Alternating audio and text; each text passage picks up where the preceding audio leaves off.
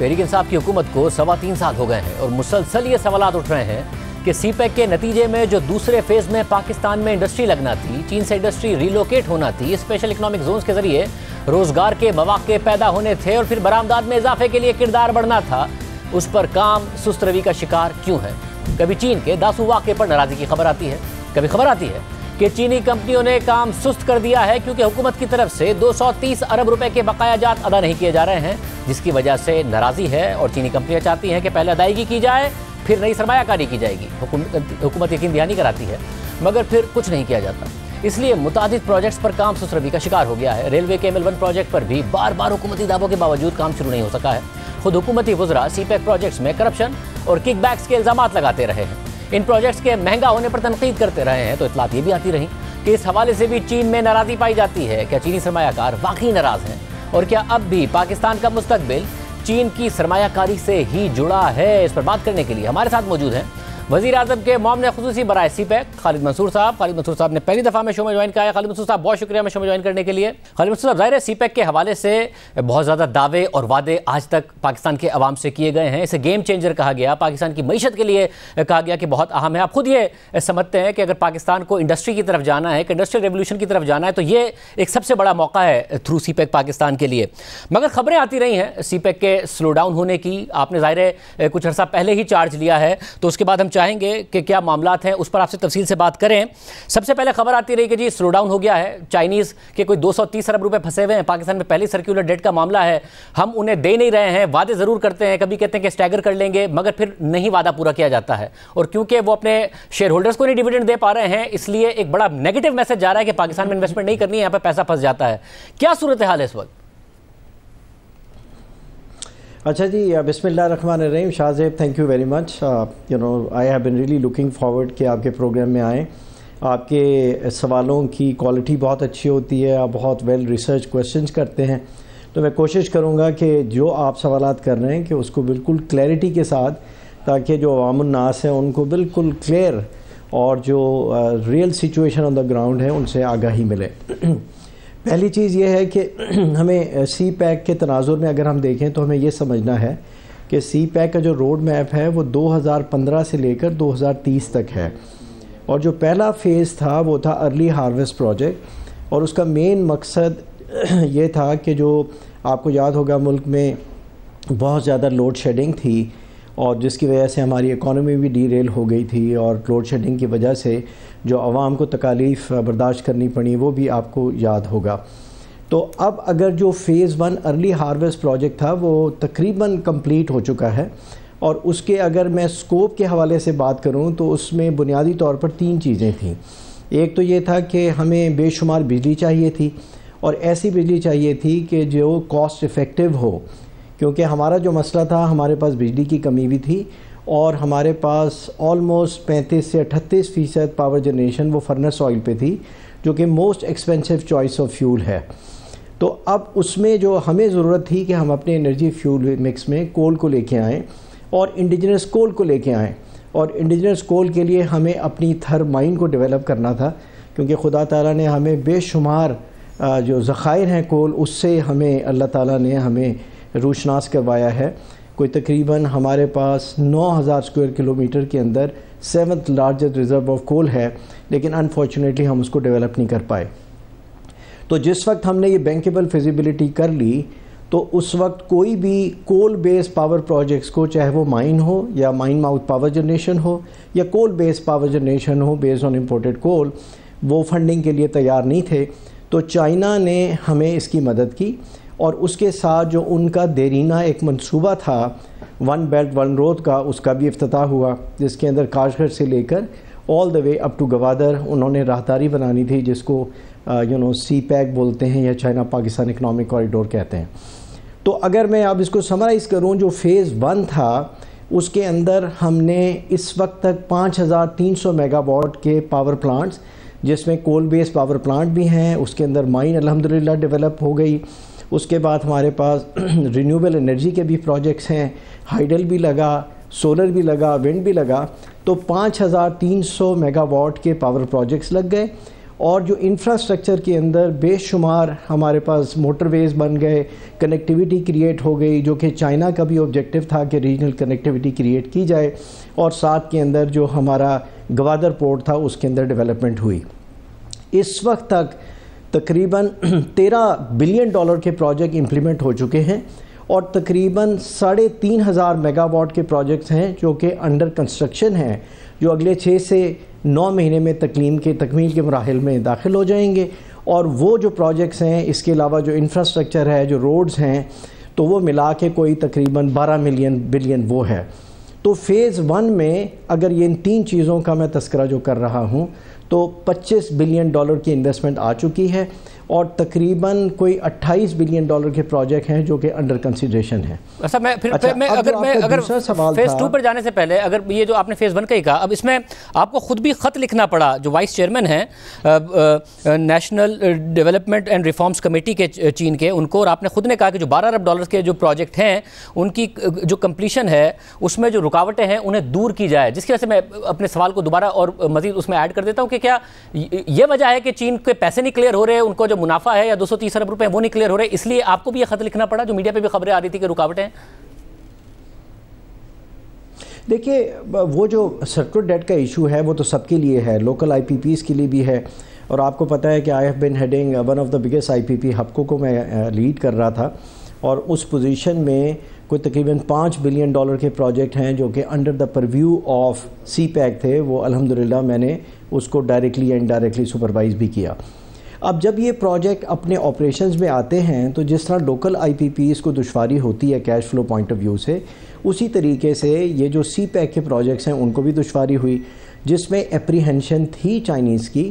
لیکن ایک چیز اس کے اندر یہ ہے کہ ابھی تک کسی بھی چائنیز کمپنی نے اپنی جو مین رسپانسبلٹی ہوتی ہے کہ جس کے اندر آپ نے لون کی جو انسٹالمنٹس ہوتی ہیں اس کو پیمنٹ کرنا ہے, وہ کسی نے ابھی تک ڈیفالٹ نہیں کیا.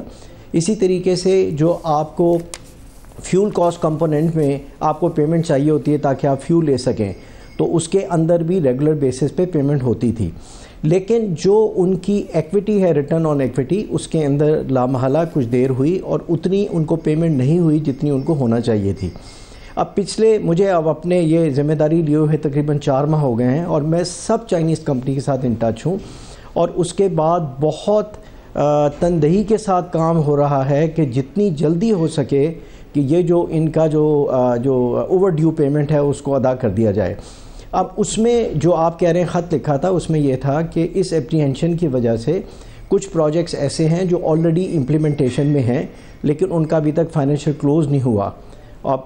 جتنے پروجیکٹس تھے وہ جو کچھ چائنیز کمپنی نے بھی لگائے وہ اپنی ایکویٹی سے لگائے, لیکن اب جو مزید پروجیکٹ کو ترقی کرنے کے لیے یا کمپلیشن کے مراحل میں داخل ہونے کے لیے ڈیٹ کی ری پیمنٹ کی ضرورت تھی. تو اس کے لیے ہم نے NDRC کو خط لکھا تھا کہ یہ جو مسائل ہیں یہ ہیں, لیکن گورنمنٹ اس کو پوری کوشش کے ساتھ اس میں مصروف ہے کہ جلد از جلد ان مسائل کو حل کیا جائے. تو اس لیے آپ جو ہے یہ اس کی جو سائنو شور نے جو پالیسی دینی تھی وہ دے دیں. اور میں ان 2 پروجیکٹ کا ذکر کر رہا ہوں جو میں تھر میں کر رہا تھا, یہ 330 میگا واٹ کے 2 ہیں. مثلا اگر ذرا جب آپ نے خط لکھا اس کے علاوہ آپ نے اس میں جی یہ بھی کہا ہے کہ کوئی پروجیکٹ ہیں جس میں 3500 میگا واٹ جو ہیں وہ تقریباً امپلیمنٹیشن اسٹیج پر ہیں, بٹ 4144 میگا واٹ جو ہیں وہ پلاننگ کی اسٹیج پر ہیں. اب اس حکومت کا تو یہ کہنا ہے کہ پہلے ہم پاور میں بڑے سرپلس ہیں جس کی وجہ سے سرکولر ڈیٹ کا مسئلہ ہے کیونکہ کیپیسٹی پیمنٹس کا مسئلہ ہے, تو اور پاور کے لیے آپ کیوں پش کر رہے ہیں کہ اس کو امپلیمنٹیشن اسٹیج پر جو ہیں یا پھر جو پلاننگ کی اسٹیج پر ہیں انہیں بھی تیزی سے آگے بڑھایا جائے؟ شاہزیب دیکھیں, آپ کو پاور سیکٹر کو اگر بہت کیئرفلی سمجھنا ہوگا. اب پاکستان کے اندر جو پاور کی ڈیمانڈ ہے وہ بہت سکلیکل ہے. جس وقت سمر آتی ہے تو ہمارا 27,000 میگا واٹ کی ڈیمانڈ ہوتی ہے, چاہے میں ڈومیسٹک سیکٹر کروں یا انڈسٹریل سیکٹر کروں. جب سردی ہوتی ہے تو ہماری پاور ڈیمانڈ جو ہے وہ 10,000 سے بھی کم ہو جاتی ہے. اور یہ وہ ٹائم ہے سردی کے اندر, یا 4-5 مہینے ہوتے ہیں کہ جس کے اندر آپ کے جتنے پروجیکٹس ہیں وہ ٹیک اور پے کے اوپر ہیں. دیٹ وڈ مین کہ جنہوں نے انویسٹمنٹ کر دی تو ان پروجیکٹس کو تو اپنی کیپیسٹی پیمنٹ چاہیے ہوگی. لیکن اگر آپ نے ان انٹرپٹیڈ پاور دینی ہے انڈسٹری کو اور آپ نے ڈومیسٹکلی دینی ہے تو you have to have that capacity جو آپ نے انسٹال کر دی ہے. اب آپ کا سوال یہ ہونا چاہیے کہ ہمارے ملک میں کمپیئر ٹو ادر کنٹریز یہ سکلیکل کیوں ہے. اس کی مین وجہ وہی ہے جس کا آپ نے شروع میں تذکرہ کیا کہ ہماری جو انڈسٹریل کنزمپشن ہے وہ بہت کم ہو گئی. ہم لوگ ہر چیز اس ملک کے اندر امپورٹ کرتے ہیں, اور جو انڈسٹریل ریولوشن جو کہ فیز 2 انشاءاللہ تعالی جس کے اوپر ہماری توجہ مرکوز ہے کہ فیز 2 کے اندر 10 جوائنٹ ورکنگ گروپ ہیں, جس کے اندر ایگریکلچر ہے, جس کے اندر انفارمیشن ٹیکنالوجی ہے, سائنس اینڈ ٹیکنالوجی ہے, فارماسیوٹیکل ہے, and so on and so forth. اور سب سے بڑی بات ہے کہ انڈسٹریل کوآپریشن جس کے اندر آپ کے انرجی کے بھی منصوبوں کے اندر ریفائنری کے منصوبے ہیں, گیس سٹوریجز ہیں وغیرہ وغیرہ. یہ وہ چیزیں ہیں جن کی بیسس کے اوپر اور جس ویژن کے ساتھ میں اپنی ٹیم کو لے کر چل رہا ہوں کہ ہم نے پاکستان کو کے اندر ایک انڈسٹریل ریولوشن لے کر آنا ہے جس سے انشاءاللہ ہماری اکانومی جو ہے وہ ریوائیو ہوگی. یہ جو آپ نے کہا کہ کیوں پروجیکٹس کی ضرورت ہے, مگر صرف ایک سوال کہ یہ بات آپ کی بالکل درست ہے کہ اتنی بڑی جو ڈسپیرٹی ہے وہ کسی ملک میں نہیں نظر آتی ہے کہ گرمیوں میں ڈیمانڈ اتنی بڑھ جاتی ہے اور سردیوں میں بہت کم ہو جاتی ہے. اور آپ درست کہہ رہے ہیں کیونکہ جو پاکستان میں ڈیمانڈ ہے بجلی کی وہ انڈسٹری ڈریون نہیں ہے, وہ جو ہاؤس ہولڈ کنزمپشن ہے اس سے ڈرائیو ہوتی ہے. اے سی چلتے ہیں گرمیوں میں تو بہت زیادہ بڑھ جاتی ہے, مگر آپ سمجھتے ہیں کہ بجلی زیادہ لگ گئی, اتنی زیادہ نہیں لگانی چاہیے تھی, جس کی وجہ سے ہم ایک سرکولر ڈیٹ کے ایشو میں پھنس گئے. کیپیسٹی پیمنٹ وہ لگی, جو انرجی کی پیمنٹ ہے وہ تو کم ہو گئی ہے پر یونٹ, بٹ جو کیپیسٹی پیمنٹ ہے وہ بڑھ گئی ہے, کیپیسٹی پرچیز پرائس بڑھ گئی ہے, انرجی پرچیز پرائس کم ہو گئی ہے. شاہ میرا ویو اس سے ذرا ڈیفرنٹ ہے, اس کی میں ریزن آپ کو بتاتا ہوں. دیکھیے ہم ہمیشہ سے میری پریویس جو میری رسپانسبلٹی تھی کارپوریٹ سیکٹر میں, تو میں نے ایز اے چیئرمین OICCI کو بھی ہیڈ کیا ہے, اور آپ کو معلوم ہے کہ کوئی 192 کمپنیز ہیں ملٹی نیشنل جو پاکستان میں کام کرتی ہیں. تو as a president of OICCI میرا ان سے کوشچن ہوتا تھا کہ آپ کا اتنا کامیاب بزنس چلا ہے پاکستان میں, تو آپ مزید FDI یا مزید آپ اپنی انویسٹمنٹ کیوں نہیں کرتے ہیں. تو یہ وہ زمانہ تھا جہاں پر پاور کرائسس ہوتے تھے, اور وہ یہ کہتے تھے کہ ہمارا سب سے بڑا پین پوائنٹ یہ ہے کہ آپ کے ملک کے اندر تو پاور ہی نہیں ہے. It's a kind of chicken اور ایگ کائنڈ آف سچویشن. اچھا, اب اگر ہم ان کو پرسویٹ کریں کہ جی آپ اپنی انویسٹمنٹ کریں, اور جہاں وہ بورڈ رومز میں فیصلے ہوتے ہیں تو وہ آپ کہتے ہیں کہ جی ہم مزید اپنی پروڈکشن کیسے بڑھائیں جس ملک میں بجلی نہ ہو. تو بجلی کی اویلیبلٹی اور جتنے جو سسٹینیبل سپلائی ہے ملکوں کے اندر, اور میں بہت سے ملکوں کا میں نے یہ پاور سیکٹر کو اسٹڈی کیا ہے, تو اس کے اندر کم از کم 30-35% سرپلس کیپیسٹی ہوتی ہے تاکہ آپ ان انٹرپٹڈ پاور کو آپ انشور کر سکیں. اب جب ملک کے اندر پاور آ گئی ہے تو اب ہم انشاءاللہ تعالی یہ جو ہمارے پاس اسپیشل اکنامک زونز ہیں, اب ہماری پورا کا پورا فوکس یہی ہے کہ ان سارے سیکٹرز کے اندر یہ جو 10 جوائنٹ ورکنگ گروپس کے اندر ہماری بات چیت ہوئی, ملٹیپل پروجیکٹس ہیں, JCC کے اندر اس کی ریٹیفیکیشن ہے. اب ہم انویسٹرز کو پرسویٹ کر رہے ہیں, چائنیز ان پرٹیکولر اینڈ باقی rest of the investors in general, تاکہ وہ آئیں اور پاکستان کے اندر جو ہیوج انویسٹمنٹ اپرچونٹیز ہیں ان کو وہ اویل کریں. اور پھر یہ اسپیشل اکنامک زونز کے اندر حکومت پاکستان نے بہت اچھے فزیکل انسینٹیو دیے ہیں. اب ہم نے اپنے ملک کو ایک مینوفیکچرنگ ہب بنانا ہے. ویسے میں یہ جو اکنامک زونز ہیں جو ٹھیک ہے, جو اکنامک زونز ہیں میں اس کی طرف بھی آ رہا ہوں. آپ کہہ رہے ہیں کہ جو بجلی جو پیدا کی گئی ہے وہ مسٹ ہے, اس کی ضرورت ہے کیونکہ پاکستان کو انڈسٹریلائزیشن کی طرف جانا ہے. مگر ایک دوسرا الزام یہ ہے کہ جو بجلی پیدا کی گئی, جو سودے ہوئے وہ 20 سے 25% مہنگے ہوئے کیونکہ کک بیکس انوالوڈ تھے. اور ظاہر ہے وہ الزام اتنے زیادہ لگے کہ اس کے وجہ سے بھی کہا جاتا ہے کہ چائنیز بڑے ناراض ہوئے کہ ہم پہ اتنے زیادہ الزامات لگائے جا رہے ہیں. آپ کیونکہ اب تو گورنمنٹ کی طرف ہے, آپ CPEC کے جو پروجیکٹس ہیں پرائیویٹ سیکٹر کی طرف سے انوالو رہے, تقریباً $5 ارب کی انویسٹمنٹ آپ خود دیکھ چکے ہیں جو پاکستان میں ہوئی ہے. یہ جو کک بیکس کا معاملہ ہے حکومتوں کی طرف سے, آپ نے وٹنس کیا یا نہیں کیا؟ جی دیکھیں شاہ زیب, آئی ایم اے پروفیشنل. دیکھیں بات بڑی سمپل ہے کہ جتنے بھی پاکستان کے اندر پاور سیکٹر کے اندر پالیسی آئی ہیں, وہ آپ دیکھیں پری 1994 میں ایک پالیسی آئی, اور وہ پالیسی تھی جس میں پہلی دفعہ IPP سیکٹر پاکستان کے اندر انٹروڈیوس ہوا, اور وہ ہپکو نے پلانٹ لگایا ہے, فیو ریممبر. پھر 1994 میں آئی, پھر 2002 میں آئی, 2006 میں, اور یہ 2015 کے اندر یہ پالیسی حکومت نے انٹروڈیوس کی. اور وہ policy it was not Chinese centric, وہ پالیسی تھی کہ کوئی بھی آ کے اس کے اوپر انویسٹ کرے. پہلی چیز, پالیسی دینا حکومت کا کام ہے, اور اس کے اندر اس کے جو کرائیٹیریا ہوتا ہے وہ بھی حکومت ڈیفائن کرتی ہے. تو یہ سب سے پہلا کام یہ ہوتا ہے کہ آپ کے پاس کس پالیسی کے تحت آپ انویسٹرز کو پرسویٹ کر رہے ہیں کہ آئیں. اور یہ وہ زمانہ تھا کہ پاکستان کے اندر 6 سے 8 گھنٹے کی لوڈ شیڈنگ, اور کچھ علاقوں میں 12 سے 18 گھنٹے کی لوڈ شیڈنگ. انڈسٹری جو ہے اس کے پاس بجلی نہیں تھی، کیونکہ اگر وہ اپنے کارخانے اس لیے نہیں چلا سکتے تھے کہ بار بار وہ لوڈ شیڈنگ ہوتی تھی۔ ہیونگ سیڈ دیٹ، پھر پاور سیکٹر کے اندر جس طرح پروجیکٹ ڈیولپ ہوتے ہیں وہ بہت زیادہ سٹرکچرڈ ہیں۔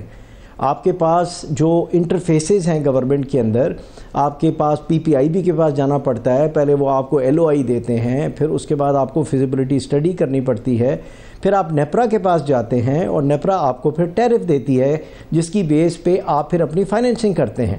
پھر جب پروجیکٹ لگ جاتے ہیں تو اس ٹیرف کو نیپرا پھر دوبارہ سے ٹرو اپ کرتی ہے اور اس کے اندر وہ ہر چیز کو وہ چیلنج کرتی ہے۔ پھر جب یہ پروجیکٹس آپریشنز میں آ جاتے ہیں تو جتنی بھی انوائسز ہیں ان کو جو آپ کا پاور سیکٹر کے اندر، پاور ڈویژن کے اندر جو سی پی پی اے جی ہے وہ بھی اس کو آڈٹ کرتی ہے اور نیپرا بھی آڈٹ کرتی ہے۔ تو میرا اپنا پروفیشنل ویو یہ ہے کہ یہ جو سارے پروجیکٹس ہیں یہ اسی پرویو کے اندر لگے ہیں۔ تو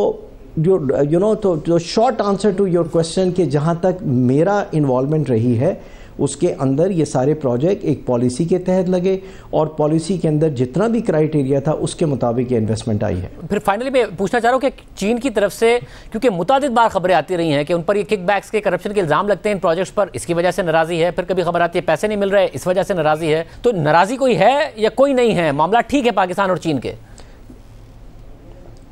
دیکھیے معاملات الحمدللہ بالکل ٹھیک ہیں، میرے بہت کارڈیل ریلیشن شپ ہیں،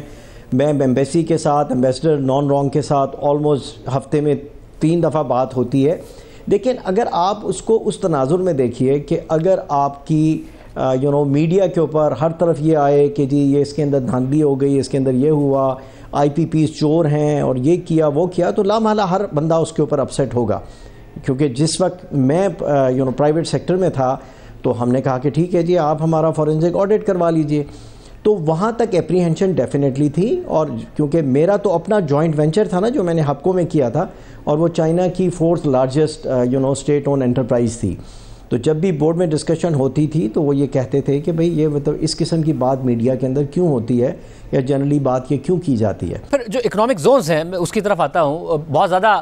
بتایا گیا پاکستان کو، تقریباً 3-4 سال سے بتایا جا رہا ہے کہ اکنامک زونز ہوں گے جس میں انڈسٹری لگے گی، چائنا کی اپنی انڈسٹری بھی ریلوکیٹ ہوگی جو کہ ایکسپورٹ پرپزز کے لیے ہوگی، پاکستان میں امپلائمنٹ آئے گی اور ظاہر ہے ایک انڈسٹری کا پہیہ چلے گا، مگر کام ہوا نہیں، سسروی کا بہت شکار ہوا، رپورٹ بھی ہوتا رہا۔ اب جو ہے جو نو اکنامک زونز ہیں، اسپیشل اکنامک زونز،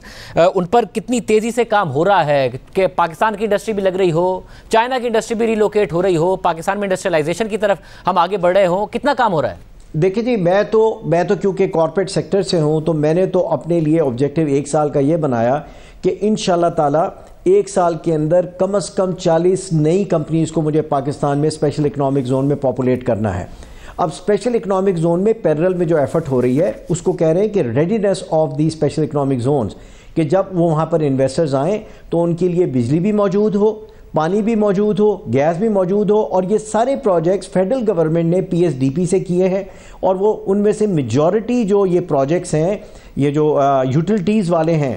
وہ انشاءاللہ تعالی یہ اس سال کے آخر تک وہ کمپلیٹ ہو جائیں گے۔ اس کے بعد وہاں پر جو مینجمنٹ کمپنیز ہیں ان کو ہم لیگلی امپاور کر رہے ہیں تاکہ وہاں پر پلگ اینڈ پلے ٹائپ کا انوائرمنٹ ہو کہ انویسٹرز آئے تو اس کو اپنی اپروولز لینے کے لیے، این او سیز لینے کے لیے ایک ڈپارٹمنٹ سے دوسرے ڈپارٹمنٹ کے اندر نہ اپنا وقت ضائع کرنا پڑے، because that is one of their requirement. جب اس قسم کا انوائرمنٹ انشاءاللہ تعالیٰ ہو جائے گا، اور پلس اب جو ہمارے پاس جو ریکورس ہے اسپیشل خاص طور پر سی پیک اتھارٹی کو، کہ اب دیکھیں 3 فورمز ہیں، ایک تو cabinet committee on CPEC ہے کہ اگر وہاں پہ کوئی پالیسی سے ریلیٹڈ ایشو آتے ہیں تو we can always go there, اگر کوئی آپریشنل ایشو ہو تو ایک بہت ہی پاورفل فورم ہے which is Pakistan China relationship steering committee. On top of it یہ جو 1 ونڈو آپریشن جس کے لیے اب ایفرٹ شروع ہو چکی ہے، اور سی پیک اتھارٹی تو ویسے ہی فیسیلیٹیشن سینٹر ہے وہاں پہ، جس چائنیز کو مسئلہ ہوتا ہے وہ اسٹریٹ اوے آتے ہیں، ہر روز میرے پاس 6-7 چائنیز کمپنیز آتی ہیں اور ان کے ساتھ ہم فیسیلیٹیشن پرووائڈ کرتے ہیں۔ Prime minister office, prime minister has assured me کہ I will stand behind this window, اور وہ بہت زیادہ انکریجنگ ہے، اور ہر فورٹ نائٹلی ان کا پروگریس ریویو بھی ہوتا ہے۔ ویسے پھر یہ سسٹم اب کارپوریٹ سیکٹر کی طرح انشاءاللہ تعالیٰ چل رہا ہے۔ امید کرتے ہیں۔ مجھے آخر میں بالکل کوئکلی یہ بتائیے گا کہ جو ML1 ہے ریلوے کے لیے اس کو بڑا اہم پروجیکٹ کہا گیا. حکومت نے کہا ہم نے پیسے بھی کم کرا لیے ہیں, کام شروع ہو جائے گا, مگر اب خبر آ رہی ہے کہ 6.8 ارب ڈالر ہم کہہ رہے ہیں, چائنیز کا کہنا ہے کہ 8 ارب ڈالر سے اوپر کا پروجیکٹ ہے. یہ معاملہ طے پائے ہیں, پا جائیں گے, نہیں طے پا جائیں گے, کیا مسئلہ ہے؟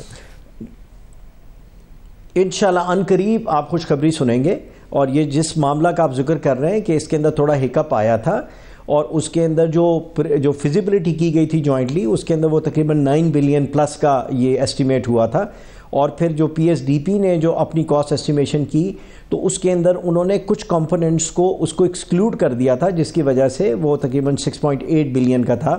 اور وہاں پر کچھ مسائل تھے, اور اس کے بعد یہ جو لون ہے اس کی کیا کنڈیشنز ہوں گی, اس کے اوپر نیگوسیشن چل رہی تھی. اب لیٹسٹ سچویشن یہ ہے کہ ہم نے ان کو یہ کہا ہے کہ کیونکہ یہ اتنا بڑا پروجیکٹ ہے اور ہمارے جے سی سی کے اندر اس کو منٹ کیا گیا ہے کہ یہ ایک بہت بڑا اسٹریٹجک پروجیکٹ ہے, کوئی تقریباً 1700 کلومیٹر کی یہ ML1 لائن ہوگی, اور اس کے اندر ہم نے ان کو یہ کہا ہے کہ آپ جلد از جلد اپنی کمپیٹیٹیو بڈنگ کروائیے, اور کمپیٹیٹیو بڈنگ کے اندر جو بھی لوسٹ بڈر آتا ہے, اگر اس کی کاسٹ جو ہے وہ 6.8 سے زیادہ ہوتی ہے, تو ہمارے سسٹم کے اندر یہ فلیکسیبلٹی ہے کہ ہم اپنے PC1 کو ریوائز کر سکتے ہیں. اسی طریقے سے جو فائنینسنگ ٹرمز اینڈ کنڈیشن ہے, تو ابھی بلکہ لاسٹ ویک ہی میری بڑی ڈیٹیل ایمبیسڈر صاحب سے بات ہوئی, تو میں نے کہا جی آپ اپنے لینڈر سے کہیے کہ ہمیں اپنی ٹرم شیٹ دے دیں, اور اس ٹرم شیٹ کو ہم جلد از جلد نیگوشیٹ کریں گے. تو میری اپنی کنوکشن یہ ہے شاہ زیب کہ انشاءاللہ تعالیٰ ان قریب یہ پروجیکٹ جو ہے یہ امپلیمنٹیشن سٹیج میں ضرور جائے گا انشاءاللہ. بہت شکریہ. خالد منصور صاحب ہمارے ساتھ موجود